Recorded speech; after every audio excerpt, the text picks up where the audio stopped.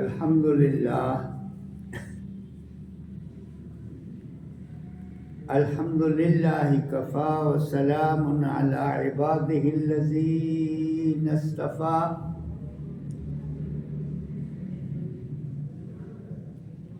الحمد للہ وکفا وسلام علی عبادہ الذین اصطفیٰ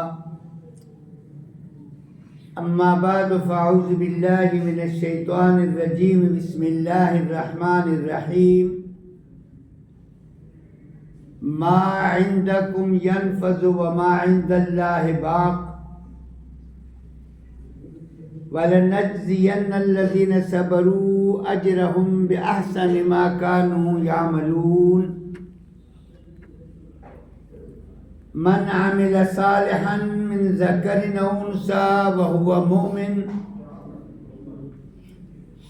فلنحيينه حياة طيبة ولنجزينهم أجرهم بأحسن ما كانوا يعملون صدق اللہ العظیم۔ محترم سامعین، 14ویں پاری سورہ نحل کی دو آیتیں آپ کے سامنے پڑھی ہیں۔ اللہ رب العزت مجھے اور آپ کو قرآن کے ساتھ محبت، قرآن سے تعلق، قرآن پڑھنے اور قرآن پہ عمل کرنے کے توفیق عطا فرمائیں۔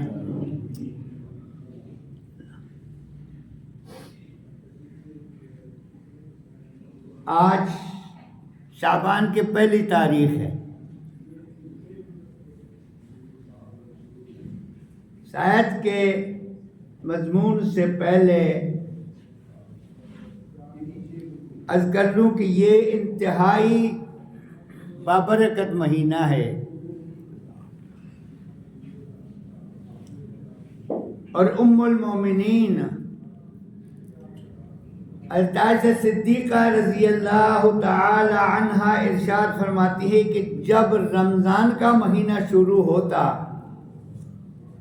تو رمضان کے پہلے تاریخ سے، حدیث کے الفاظ پہ ذرا غور کر لیں، رمضان کے پہلے تاریخ سے میرے آقا شد المیزرہ، آپ کے کمر کو کس لیتے تھے، کمر کو کس لیتے تھے۔ یہ اس بات کے طرف اشارہ ہے کہ جب انسان کوئی ایسا کام کر لے جو بہت محنت والا ہو تو اس کے لیے اپنے کمر کو کس کے باندھ لیتے ہیں تاکہ مجھے تھکاوٹ نہ ہو۔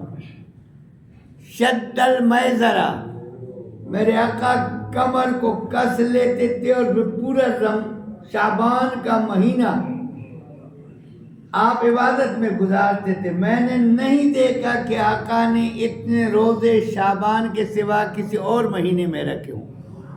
رمضان کے تو یقینی روزے ہوتے تھے، شعبان میں جتنے روزے آپ رکھتے تھے اتنے روزے آپ نے کسی اور مہینے میں نہیں رکھے۔ یہ نفلی روزوں کے متعلق عرض کرنا۔ اور شعبان میں راتوں کو اٹھنا دن کے مطابق، دن میں اللہ کے عبادت میں وقت لگا دینا، اتنا کسی اور مہینے میں نہیں ہوتا تھا۔ فرماتے ہیں میں نے آقا کئی دفعہ عرض کیا کہ آقا شعبان میں اتنے تکلیف اٹھانے کی کیا ضرورت ہے؟ تو مسکرا کے فرماتے عائشہ تجھے پتہ نہیں کہ رمضان آ رہا ہے؟ اللہ اکبر، میں رمضان کے تیاری میں یہ شعبان کے عبادت کرتا ہوں تاکہ مجھے عادت، نبی کو تو عادت ہے ہی ہے، نبی کسی تو پوچھ نہیں، مجھے اور آپ کو بتا رہا ہے اتنا عبادت کر لو تاکہ رمضان کا کوئی ایک لمحہ تجھ سے ضائع، اور یہ یکم شعبان ہی سے شروع کر لو، یکم شعبان ہی۔ کس سے کہو؟ اللہ اکبر، مسلمان تو گیا، اب تو نام ہی رہ گیا، بس رہ گئے رسم اذاں، روحی بلالی نہ رہی۔ اللہ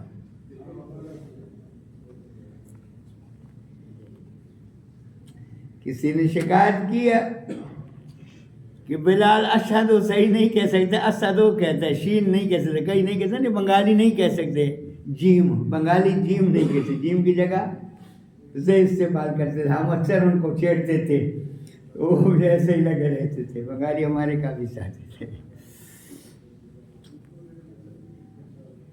حضرت بلال شین کی جگہ سین کہتے تھے۔ میرے آقا نے فرمایا بلال کی سین تمہارے سب پہ بھاری ہے۔ اللہ، رہ گئی رسم اذاں روح بلالی، اس سین میں جو روح تھا وہ آج شین میں نہیں ہے۔ اللہ اکبر، وہ آواز اندر سے نکلتی تھی، جو آواز اندر سے نکلتی ہے، جو بات دل سے نکلتی ہے، وہ جا کے دل پہ لگتی ہے اور وہ اثر کرتی ہے۔ زبانی جمع خرچ نہیں۔ شد المیزرہ، میرے آقا کمر کو کس لیتے تھے، کمر کو کس لیتے تھے عبادت کے لیے۔ میں یہ بات اس لیے میں نے عرض کی ابتداءً کہ آج سے شعبان شروع ہے، ہمیں بھی چاہیے کہ کم از اپنے نبی کی سنت کو زندہ کرتے ہوئے، نبی کی سنت یہ ہے کہ شعبان میں نفلی عبادت میں اضافہ کی جائے۔ پہلے آپ اشراق پڑھتے تھے، اب بھی اشراق لازمی آپ پڑھیں، کسی صورت میں نہ چھوڑیں۔ آپ ضحیٰ پڑھیں تو یقینی پابندی سے کر لے، آگے پیچھے نہ ہو۔ آپ فرائض سے پہلے سنن کے سوا نوافل ہے، ظہر کی نماز سے پہلے 4 سنتیں تو 4 سنت زوائد، عصر سے پہلے 4 سنت زوائد، عشاء سے پہلے 4 سنت زوائد، اس کا پابندی کر لی۔ یہ تمہاری ذمہ لازم نہیں ہے، لیکن میرے آقا فرماتے تھے کہ اپنے عمل میں اضافہ کر لو گے تو ہوگا کیا؟ حضور کے طریقے کو اپنا لو گے۔ جس نے حضور کے طریقے کو اپنایا، اللہ رب العزت اسے دین دنیا کے دونوں کی کامیابی نصیب فرمائی، جو اس آیت کریمہ میں ہمیں بتایا گیا، جو آج میں نے آپ کے سامنے پڑھی ہے۔ ایک بات تو اس آیت میں یہ بتایا، ما عندکم ینفذ وما عند اللہ باق۔ لوگوں سن لو، جس کی پیچھے لگے ہو، دنیا کے پجاری بن گئے ہو، صبح سے لے کر شام تک ایک ہی رٹ اور ایک ہی بات، دنیا دنیا، دولت دولت، یہ یہیں رہ جائے گی۔ کتنوں کو دولت دی تھی اور کتنے غرور تھے ان میں کہ اس دولت کی وجہ سے، اقتدار اور حکومتوں کی وجہ سے اس زمانے میں وہ مکمل حاوی ہوتے تھے۔ اب جیسے فرعون نے کہا تھا الیس لی ملک مصر وہذہ الانہار، یہ مصر میرا نہیں، یہ نہریں میرے نہیں، یہ باغات میرے نہیں، وہ یہ سمجھتے تھے کہ سب کچھ میرے ہیں، اور اتنا مست ہو گیا کہ دعویٰ کیا کہ انا ربکم الاعلی، میں سب سے بڑا خدا ہوں۔ اللہ، اس دولت نے کہاں تک پہنچا دیا کہ خدائی کا دعویٰ کر بیٹھے، نمرود خدائی کا دعویٰ کر بیٹھے۔ اور جب ابراہیم نے اس کو سمجھایا تو سمجھ میں ربی الذی یحیی و یمیت، کون ہے تمہارا رب؟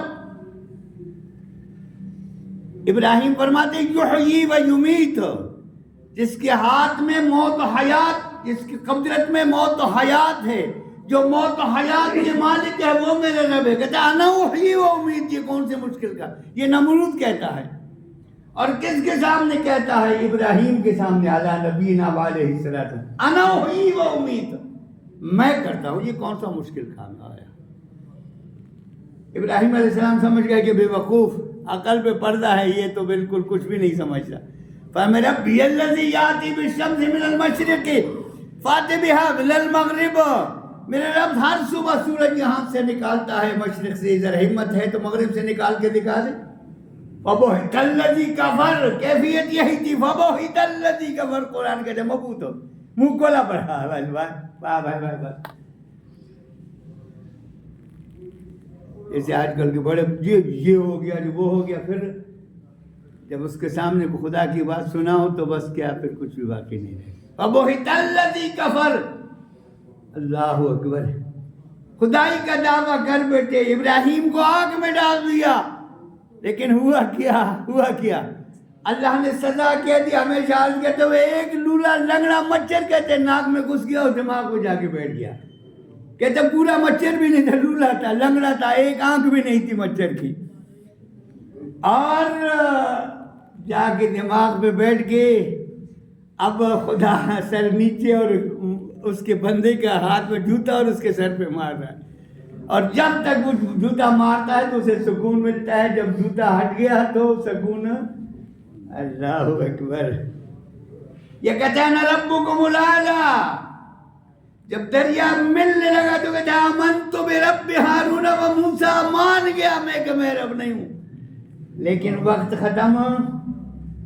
میرے آقا فرماتے توبہ کر لو اس سے پہلے کہ تیرے توبے کا وقت ختم ہو جائے. دیکھ لے سب کچھ تو پھر توبہ قبول ہے. وہ بھی کہہ چکا، قرآن اعلان کرتا ہے آمنت برب ہارون و موسیٰ. فرعون کہتے ہیں آمنت برب ہارون و موسیٰ، میں نے موسیٰ کے رب کو مان لیا، ہارون کے رب کو مان لیا، میں مانتا ہوں کہ رب وہ ہے. میں جبریل آیا اور کیچڑ اٹھا کے منہ میں ڈال دے کے فرمایا الان بغیرت اب الان وقد عصیت من قبل وکنت من المفسدین. بغیرت اب کہتا ہے کہ میں مانتا ہوں تو کہتا میں بڑا خدا ہوں.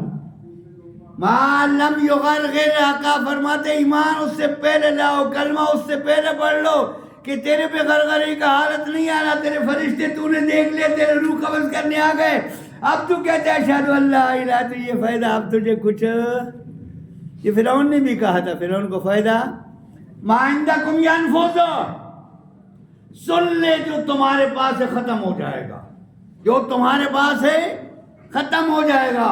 وما عند اللہ باق. جو رب کے پاس گیا وہ ہے اصل بات، وہی باقی رہے گا. جو رب کے پاس گیا وہی باقی، اور وہ پھر وہی اتنا نہیں ملے گا. اللہ کو وہ اتنا. اس نے کائنات صلی اللہ علیہ وسلم ایک دن تشریف لے آیا گھر. ام المومنین سے پوچھا گھر میں کوئی چیز ہے؟ آپ نے فرمایا تھا تو صحیح لیکن ہم نے سارا اللہ کے نام پہ دے دیا ہے، تھوڑا سا باقی رہ گیا، تھوڑا سا باقی رہ گیا ہے. آپ نے فرمایا جو دیا وہ باقی رہا اور یہ ختم ہو جائے گا.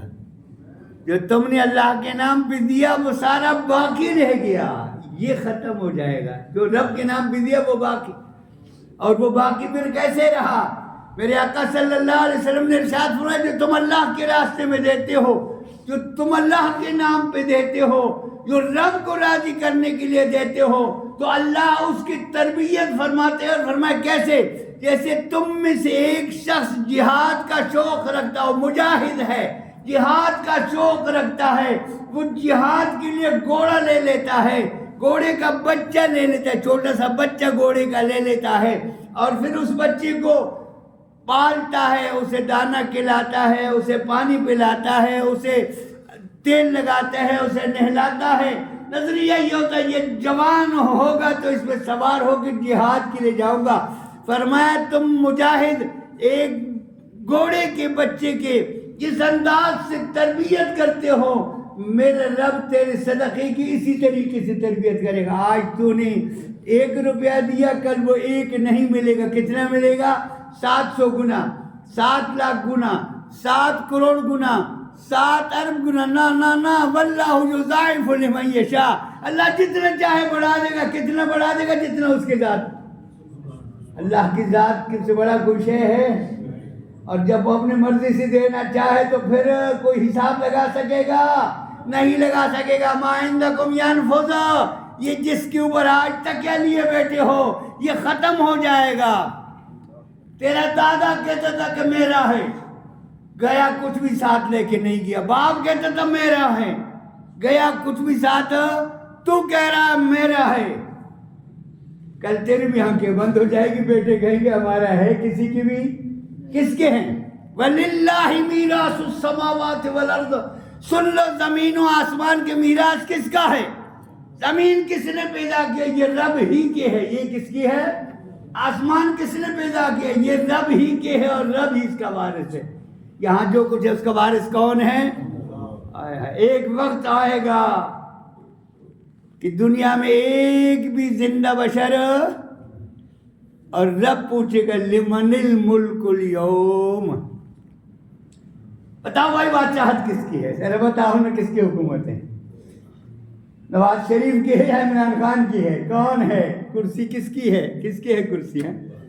ہے زرداری کی ہے یا غلام اسحاق کی ہے؟ ذرا سوچتے جاؤ نا۔ ضیاء الحق کہتا تھا کہ میں یہاں چھوڑ کے چلا جاؤں گا نہیں۔ بھٹو کہتے تھے، بھٹو کا یہ کہتے ہیں میں مضبوط نہیں ہوں، میری کرسی مضبوط ہے۔ ضیاء الحق کہتے 5 الیکشن اور کرواؤں گا، یعنی 25 سال مزید رہوں گا۔ آئے ہائے، یہ بڑا دیندار آدمی تھا ہے۔ 5 الیکشن مزید کرواؤں گا۔ اللہ فرماتے ہیں کیا کرے گا تو؟ کس کی حکومت ہے؟ زمین پہ بھی نہیں نہ آسمان، درمیان میں۔ آئے ہائے ہائے آئے ہائے، کس نے دیکھا پھر اس کا جسم کہاں ہے؟ اللہ، جس نے کہا میں مضبوط نہیں ہوں، میری کرسی مضبوط ہے، بتا تو جھوٹ بولتا ہے۔ مالک الملک تؤتی الملک من تشاء وتنزع الملک ممن تشاء وتعز من تشاء وتذل من تشاء بیدک الخیر انک علی کل شیء قدیر۔ اے اللہ، عزت دینے والا کون؟ صرف تیری ذات۔ ذلیل کرنے والا کون؟ 2000 سال حکومت کرنے والے، 2000 خاندان، پورا 2000 سال حکومت، ایرانی حکمران نے 2000 سال حکومت کی، بادشاہ تھا پہلی رات۔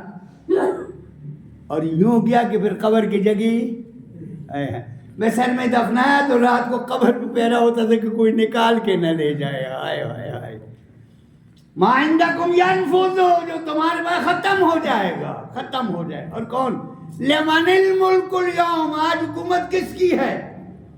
جواب دینے والا کوئی نہیں ہوگا۔ قرآن کہتے ہیں جواب دینے والا خود فرمائیں گے للہ الواحد القہار، للہ الواحد کل بھی اس کی حکومت تھی، آج بھی اس کی حکومت ہے، اور کل بھی اسی کی حکومت رہے گی، کل بھی اسی کی حکومت۔ ما عندکم ینفذ، اس پہ اعتبار نہ کر، یہ راستے میں رب کے دے دے،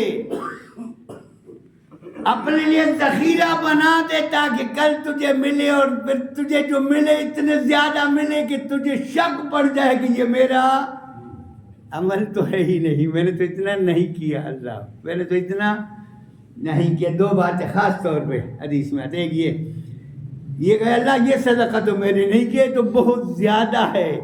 فرمایا یہ تیرا صدقہ تھوڑا تھا لیکن ہمیں پسند آیا، ہم نے قبول کر لیا، اور ہم نے اسے بڑھایا اپنے شان کے مطابق۔ اور ایک یہ کہ وہ اعمال سارے سامنے آ جائیں گے، تو وہ کہیں گے یہ میرے عمل تو نہیں، میں تو وہاں کہیں گناہ کرتا رہا ہوں، یہ تو سارے نے کیا ہے، تو گناہ ہے ہی کوئی نہیں، میرے عمل نامہ نہیں ہے۔ تو اللہ حدیث میں اللہ مسکرائے گا، اللہ کیسے مسکراہٹ ہوگی؟ اللہ اکبر، اللہ جس چیز میں مسکراتا ہے وہ بھی تو اللہ ہی کی پسند ہے۔ اللہ مسکرا کے ارشاد فرمائے گا میرے بندے میں تجھ سے راضی ہو گیا، اور میں نے تیرے گناہوں کو نیکیوں سے تبدیل کر دیا۔ خدا سے کوئی پوچھ سکتا ہے؟ بھائی پوچھے گا کوئی؟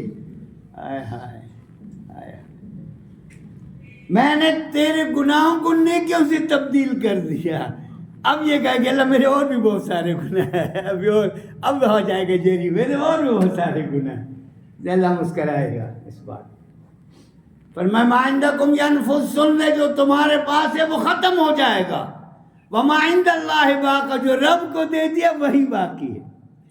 حدیث میں آتے ہیں کہ مالی مالی مالی تھے، مالی مالی مالی، میرا مال میرا مال میرا مال، وَمَالَهُ مِن مَالِهِ، اس کے مال میں اس کا کیا ہے؟ صرف 3 چیزیں، مَا أَكَلَ فَأَفْنَىٰ، مَا أَكَلَ فَأَفْنَىٰ، وَلَبِسَ فَأَبْلَىٰ، وَآتَىٰ فَأَبْقَىٰ، کھایا ختم کر دی، کھایا یہ اس کا تھا، کھایا جایا بلا روٹی 2 روٹی کھا لی، یہ 2 روٹی تیری تھی کھا لی، بس ختم ہو۔ لَبِسَ فَأَبْلَىٰ، پہن لیا پرانا کر کے گیا، اب یہ تیرا تھا، یقینی استعمال کیا تو نے، اور باقی تیرا کیا ہے؟ آتا فابقا، اللہ کے راستے میں دے دیا اور باقی رکھا، یہ تیرا مال ہے، باقی تو وارثوں کا ہے۔ مر گیا تو مرنے کے ساتھ ہی یہ گڑی اس کی نہیں ہے، یہ انگوٹھی اس کی یہ کپڑے اس کے نہیں، اور ایک آدمی اس کو لے بھی نہیں، سے سب وارث اس میں شریک ہے۔ اللہ وراثت میں تقسیم۔ فرمایا ما عندکم ینفذ، جو تمہارے پاس ہے ختم ہو جائے گا، وما عند اللہ باق، اور جو اللہ کے ہیں وہ۔ وَلَنَجْزِيَنَّهُمْ أَجْرَهُمْ بِأَحْسَنِ مَا كَانُوا يَعْمَلُونَ، اور میرے پاس آئیں گے تو ایسے اجر دوں گا جو تیرے تصور سے بھی باہر ہوگا۔ یہ دارالعمل ہے میرے بھائی، اس عمل کے گھر میں کر لو جو کچھ کرنا ہے، کل ہے دارالجزا، یہ دارالحقوق و دارالاجور، یہاں ہر ایک کا حق ادا کر لو، وہاں اس کے اجر پاؤ رب کا۔ کتنا دوں گا جو تیرے تصور سے زیادہ ہوگا، تیرے عقل میں بھی نہیں آئے گا، میں اپنے شان کے مطابق دوں گا، اور صرف وہاں نہیں دوں گا بلکہ اگر تو نے میرے ساتھ رابطہ کر لیا، میرے ساتھ تعلق رکھ لیا، مال کے محبت میرے وجہ سے دل سے نکال دی، میرے ساتھ محبت میرے راستے میں دیتے رہے، مجھے راضی کرنے کے لیے تم نے یہ کام شروع کیا، تو پھر کیا ہوگا؟ من عمل صالحا من ذکر او انثی وهو مؤمن لنحیینہم حیاتا طیبہ، مرد ہو یا عورت، تمیز الگ نہیں، اللہ کے یہاں عورت اور مرد عبادت میں برابر ہے۔ جو حکم مرد کی طرف متوجہ ہے وہی حکم عورت کی طرف متوجہ ہے۔ جو قیامت کے دن سوال مرد سے ہوگا وہی سوال عورت سے ہوگا۔ والد فرمائے مرد ہو یا عورت، اس نے ایمان کے بعد عمل صالح اختیار کیا، اور عمل صالح کیا کسے کہتے ہیں؟ کہ اس ایمان کے تقاضوں کو پورا کیا، اس ایمان کے تقاضوں کو، جو ایمان کا مطالبہ تھا اسے پورا کیا، تو پھر کیا ہوگا؟ فرمایا لَنُحْيِيَنَّهُمْ حَيَاةً طَيِّبَةً، میں دنیاوی زندگی میں اسے بے نیاز کر دوں گا، دنیا سے میں حیات طیبہ عطا کر دوں، پاکیزہ زندگی دے دوں گا۔ کیا ہوگا پاکیزہ زندگی؟ علماء نے پہلی بات پاکیزہ زندگی کی لیکن میں اس کو رزق حلال عطا کر دوں گا۔ اللہ ہمیں نصیب فرمایا، قسمت میں ہے نہیں، بین الاقوامی سود میں پسے ہوئے ہیں، حلال کہاں سے آئے گا؟ لیکن چلو کوشش کرے اتنا بھی ہو سکے حلال رزق۔ اللہ اکبر۔ حلال میں ہمیشہ عرض کیا کرتا ہوں، قاری محمد طیب صاحب رحمۃ اللہ تعالی علیہ نے ایک واقعہ لکھا ہے کہ دیوبند میں ایک حاجی صاحب تھے، حاجی عبداللہ صاحب، دیوبند میں ایک شخص تھے جس کا نام تھا، اور کام اس کا کیا تھا، کرپا اس کے ہاتھ میں ہوتا تھا، باہر سے گھاس جا کے کرپے کے ساتھ کود کے لا کے بازار میں بیچتا تھا۔ کرپا کہتے اسے، کیا کہتے اسے بولو، اس کے ساتھ گھاس باہر کود کے لا کے بازار میں فروخت کرتا تھا، روزانہ کا معمول تھا۔ اور کتنے کا فروخت کرتا تھا؟ 6 پیسے کا۔ اعلان کرتا تھا، جیسے یہاں کہتے ہیں نا بعض دکانوں میں لکھے 1 دام، 1 دام، لیکن وہ دام گھر میں بنایا ہوا ہوتا ہے۔ پھر قسم کھاتے ہیں کہ ہم نے ہمارے گھر میں، ہمیں گھر میں ایسے پڑھا، یقینی گھر میں پڑھا ہے، بیٹے نے باپ پہ بیچا، باپ نے بیوی کو بیچا، اور بیچتے چلتے چلتے چلتے گھر کا پڑھا ہے۔ کسی نے کہا یہ کیسے ہو گیا؟ بتایا کسی نے کہ یوں کرتے ہیں یہ، ماشاءاللہ بڑے ہوشیار لوگ، خدا کے ساتھ بھی دھوکہ ہے۔ 6 پیسے کا وہ بیچتا تھا، 6 پیسے کا اعلان تھا، 6 پیسے کا۔ اور عجیب اصول کہ جیسے بازار میں آئے لوگ انتظار میں کھڑے تھے، گھاس بیچنے والے دوسرے بھی بہت تھے، لیکن ہر شخص کہتا تھا کہ یہ پاکیزہ گھاس ہے، ہمیں مل جائے گا۔ انتظار میں لوگ جو پہلے آیا اس پہ ہاتھ رکھ دیا، اسی کو دے دیا، دوسرے کو پھر نہیں دیتے تھے۔ پیسے اسی وقت لینا، پیسے کل نہیں لوں گا، پیسے اسی وقت۔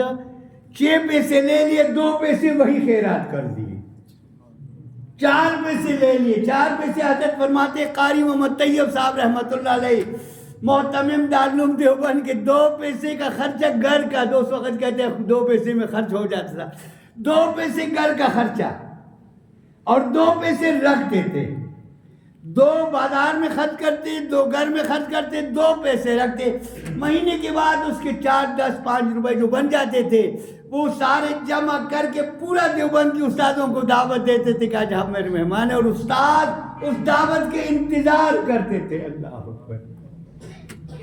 اس کا کیا کر لیا؟ مٹی کا برتن ایک لے لیا، گڑ لے لیا، چاول لے لی، وہ گڑ میں چاول بنا دی، ہائے ہائے ہائے، اور اس میں شیخ الحدیث بھی شریک ہے اور شیخ التفسیر بھی شریک ہے۔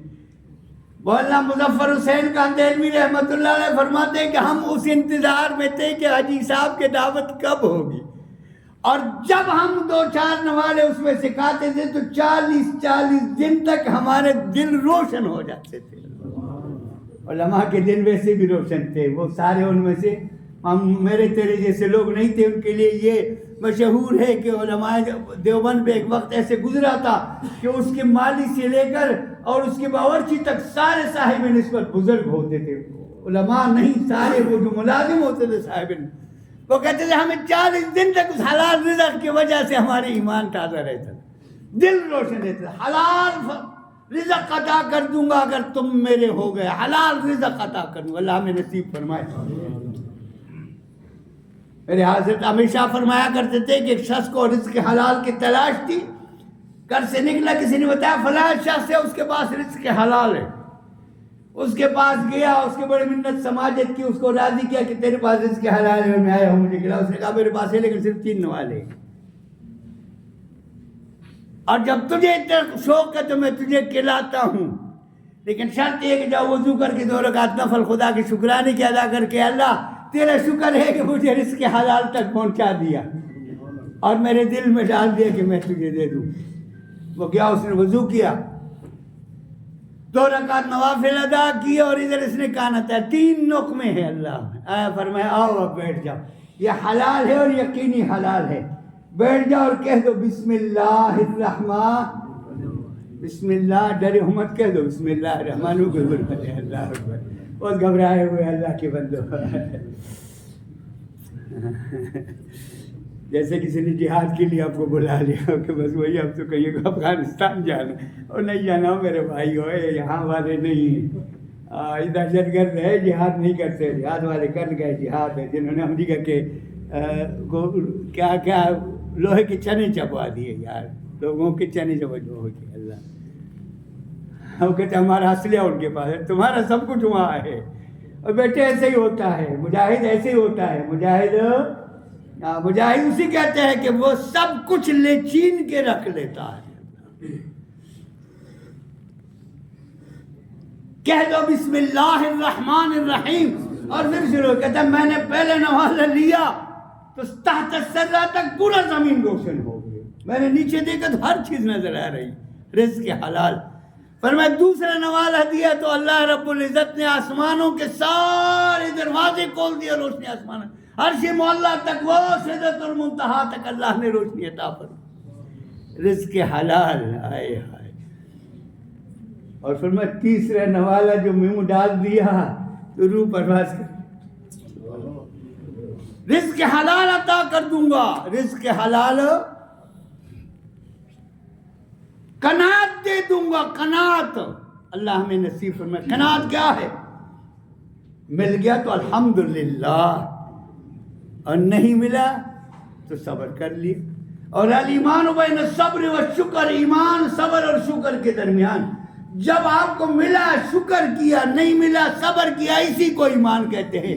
میرے آقا فرماتا ہے الایمان بین الصبر والشکر، قناعت میں صبر بھی ہے، قناعت میں شکر بھی ہے، مل گیا تو الحمدللہ، اے اللہ تیرے شکر ہے تو کھلاتا ہے، نہیں ملا تو الحمدللہ رب تیرے حکم ہے، میں اس پہ صبر کرتا ہوں۔ میں شکایت ہے آج میرے بچے بھوکے ہیں، آج میرے گھر کچھ نہیں، بھائی مجبوری ہوتی ہے، یقینی ہم سارے مجبور ہیں، ہمیں وہ مقام تو حاصل نہیں، لیکن اللہ کے بندوں کو یہ مقام حاصل ہوتا ہے، اور یہ تب ہوتا ہے، فرمایا جو اللہ کے حکم کے مطابق اللہ کے دین پہ عمل کرنے لگ جاتا ہے، اور اللہ کے حکم کے مطابق اللہ کے دین کے عمل کون کرے گا؟ جو نبی کے ساتھ تعلق رکھتا ہے. مومن وہی ہوتا ہے جو خدا کو بھی مانتا ہے، نبی کو بھی مانتا ہے، قیامت کو بھی مانتا ہے، اللہ کو بھی مانتا ہے، نبی کو بھی، اور ہر چیز میں رب کے ساتھ محبت. وہ اللہ کے حکم سے ذرا بر بھی خلاف ورزی نہیں کرتا. وہ ہر عمل میں مد نظر رکھتا ہے کہ میرے نبی نے یہ عمل کیا ہے یا نہیں کیا.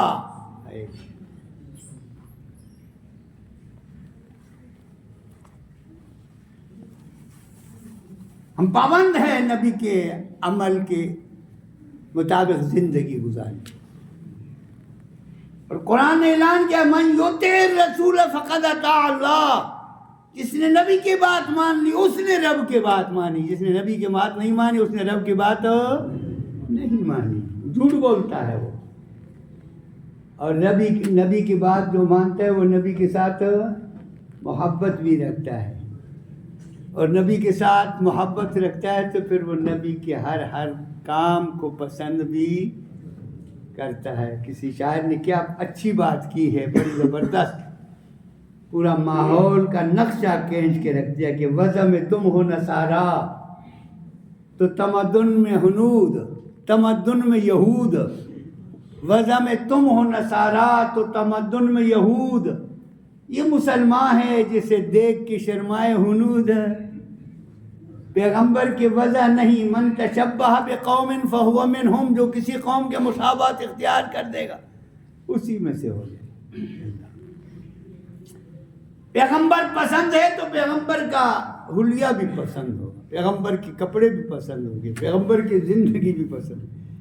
مجھے کپڑے تو انگریز کے پسند ہے، بال انگریز کے پسند ہے، زندگی انگریز کے پسند ہے. اللہ اکبر.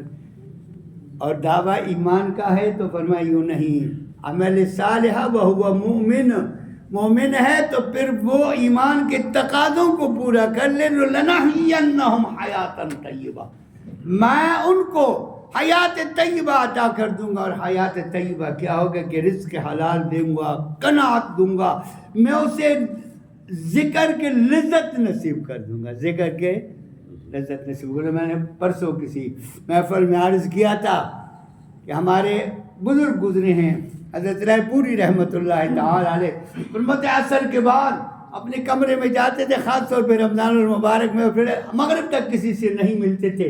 ایک خادم خاص تھا، اسے شوق ہو گیا کہ حضرت اس وقت پتہ نہیں کون سا عمل کرتے ہیں، میں بھی دیکھ لوں، میں اس عمل میں حضرت کے ساتھ شریک ہو جاؤں تو زیادہ بہتر ہے. شوق ہوتا ہے، اور خاص طور مرید کو خاص پر شوق ہوتا ہے کہ میرے پیر کیا کرتا ہے. ہماری پیری مریدی کو کہ بھائی کس کا میں فلاں کا مرید، بڑی اچھی بات ہے، شکل تو اس کے ساتھ میں